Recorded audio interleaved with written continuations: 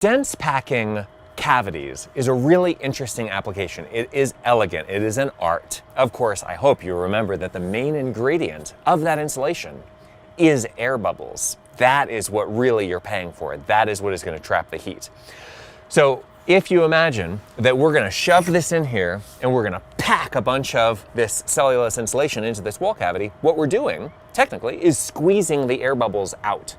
And that is reducing the insulation value of this. But what we're getting in return, if we do it in the right ratio, is air tightness. And it's not the same as air sealing with something that's going to really stop air. It's just slowing down the air leakage enough so that we can really affect the performance of this house on just the walls alone. So this whole injecting requires you to feel and listen and have kind of a sixth sense with what's going on in this wall cavity behind where I can't see anything. And you want to be especially careful as they're working from outside not to, as Zach mentioned, blow out the wall inside. And that can be both messy and expensive.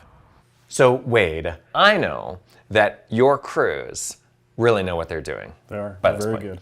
So let's just play a little game for a second.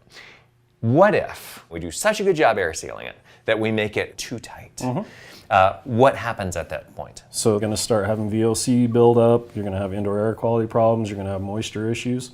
So we need to address ventilation. So our mantra is make it tight, ventilate it right. Okay, so now though, we've stepped out of the realm of energy efficiency and we're now gonna cost energy because we're gonna plug in a ventilation system. How has the program evolved to include performance stuff that has to do with moisture and air quality that doesn't actually save us energy at all? Right. How do you justify that to the people who fund this? It's health and safety.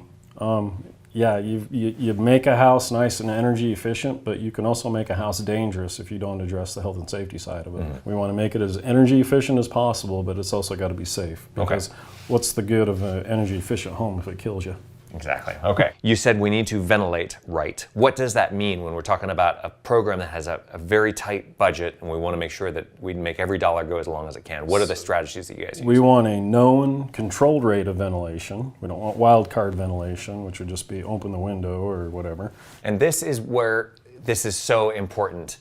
Normal contractors should be incorporating the techniques that these guys have been using for decades, which is that you do something and then you test and you make sure that you have not created side effects, which you always do, but we want to know that we've predicted the side effects. Exactly. And they've started installing the ventilation system before they even know how tight they're going to get, right? Yep.